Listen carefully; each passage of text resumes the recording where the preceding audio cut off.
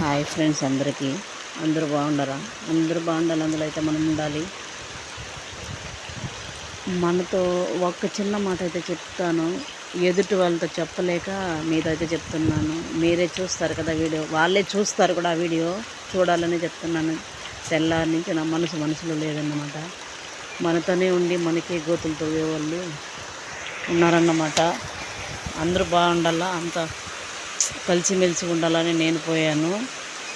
కానీ నోరు లేని మూగ జీవాలే నమ్మచ్చేమో, కానీ మనుషుల్లో మాత్రం నమ్మకూడదని ఈరోజు తెలుసుకున్నాను.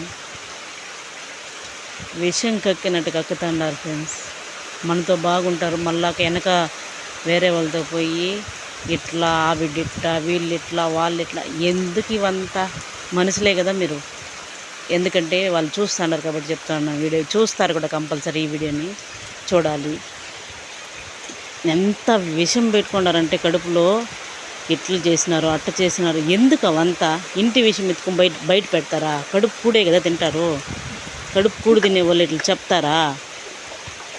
ఎంత అంటే అంత బాధపడతానంటే, ఎవరితో చెప్పుకుంటే ఈ బాధ తీరుతుందని మాత్రమే వీడియో చూస్తున్నాను.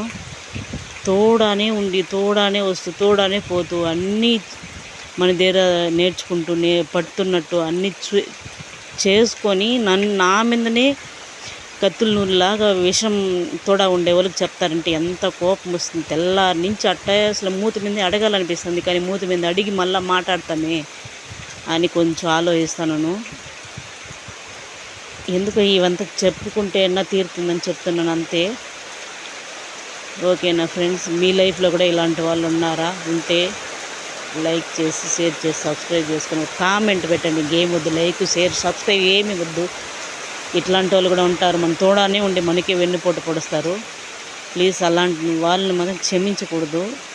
కానీ బంధాలు దూరం చేసుకోలేక ఓపిక పట్టుకొని ఉన్నాను నేనైతే. ఓకేనా? బాయ్. వాన వస్తుంది చూడండి మా ఊర్లో ఈరోజు సాయంత్రం 5:30కి. ఫుల్ అంటే ఫుల్ వాన, ఆవులు తడుస్తూ ఉంది. బాయ్.